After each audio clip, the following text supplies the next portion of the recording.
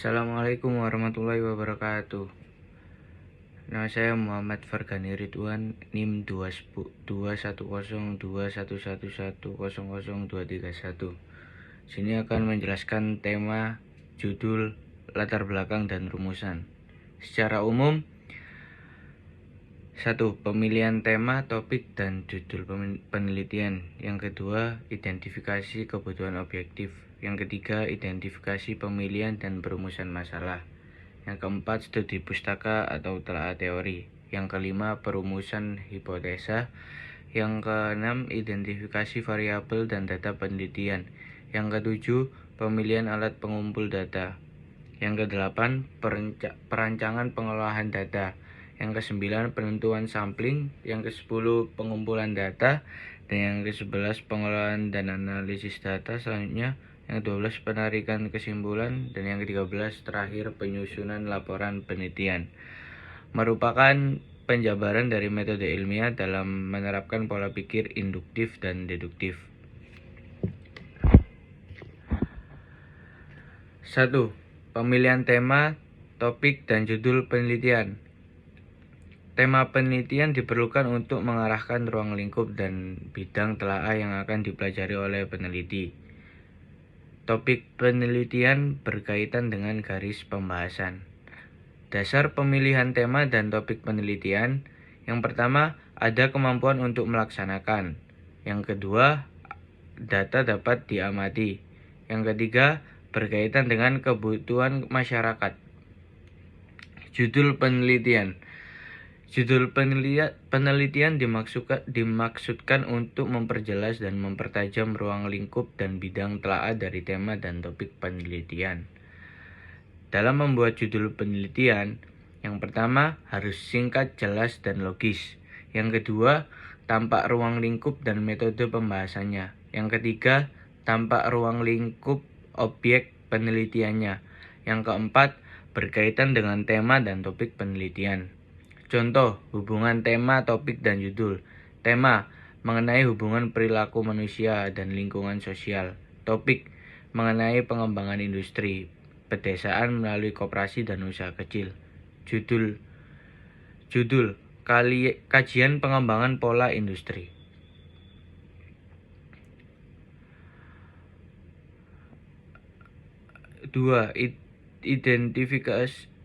Contoh 2 judul, pengembangan sistem pengelolaan perkreditan pada unit perkreditan dan jasa KUD. Peranan wanita dalam meningkatkan kesejahteraan keluarga. Dampak kebijakan sektor real terhadap struktur kinerja sektor industri Indonesia tahun 2003. 4. Analisis hubungan antara polling saham unggulan sepekan di media Indonesia dengan perubahan harga saham di BEC. 2. Identifikasi kebutuhan objektif latar belakang penelitian.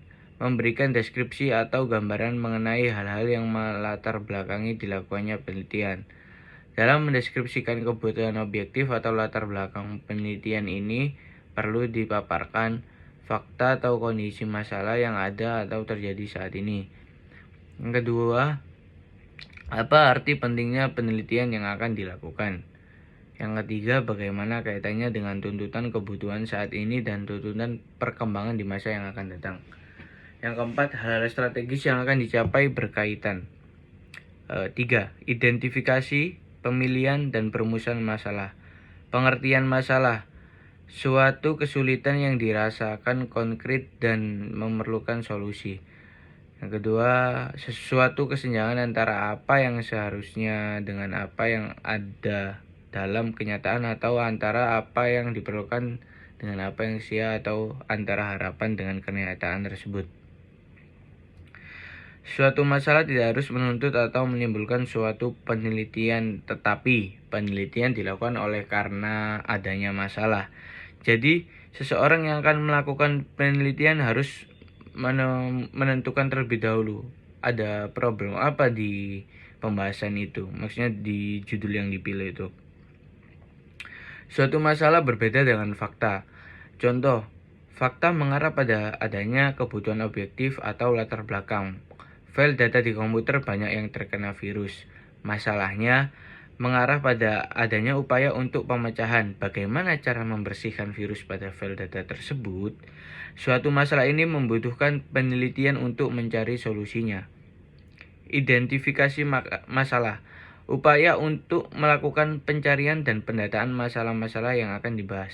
Pencarian masalah dapat dilakukan dari sumber-sumber masalah. 1. Bacaan.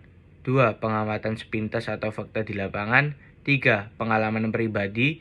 4. Pertemuan ilmiah, seminar, diskusi, lokakarya, dan lain-lain. 5. Pernyataan pemegang otoritas. 6. Perasaan intuitif pribadi. Pemilihan masalah. Setelah masalah-masalah diidentifikasi, belum menjadi jaminan bahwa semua masalah tersebut layak dan sesuai untuk diteliti. Masalah yang paling baik dan layak sehingga perlu dipilih salah satu atau beberapa masalah yang paling baik dan layak untuk diteliti. Pertimbangan pemilihan masalah ini dapat dilakukan dengan dua arah.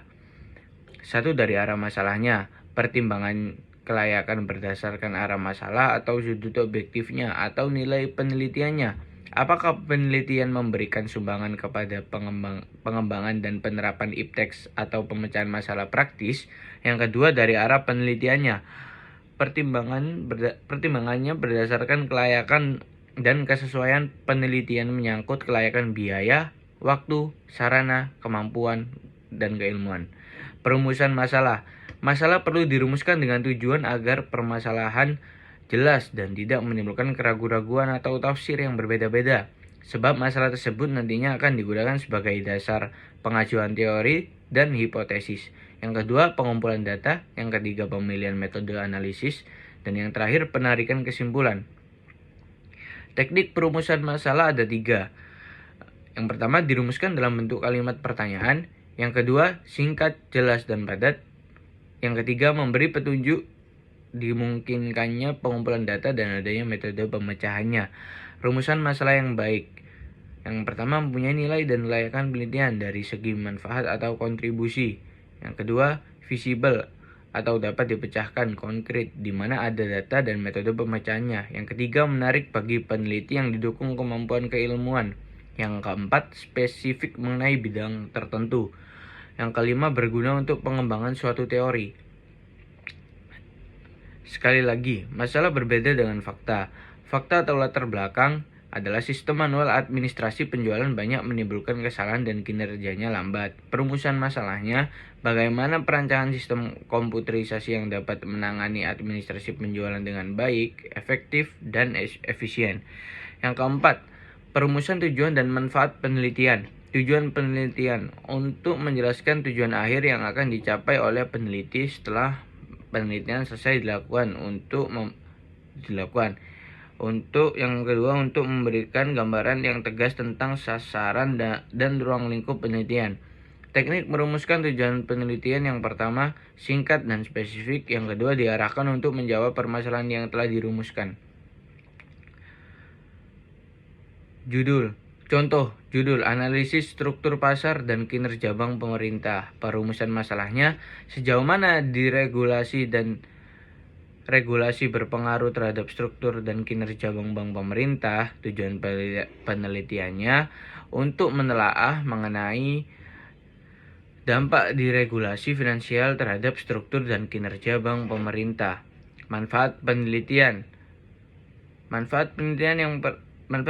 untuk menjelaskan manfaat atau kontribusi yang akan diperoleh dari hasil penelitian dan siapa pihak yang akan mendapatkan manfaat tersebut.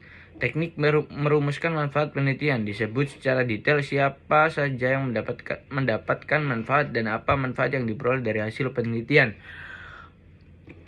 Yang kedua, manfaat dapat dikaitkan dengan orientasi penelitian, apakah mempunyai kontribusi pada pengembangan dan penerapan IPTEX, pengembangan kelembagaan atau organisasi atau untuk pemecahan masalah-masalah praktis atau menunjang pembangunan tersebut. Sekian dari saya. Apabila ada salah kata mohon dimaafkan. Wassalamualaikum warahmatullahi wabarakatuh.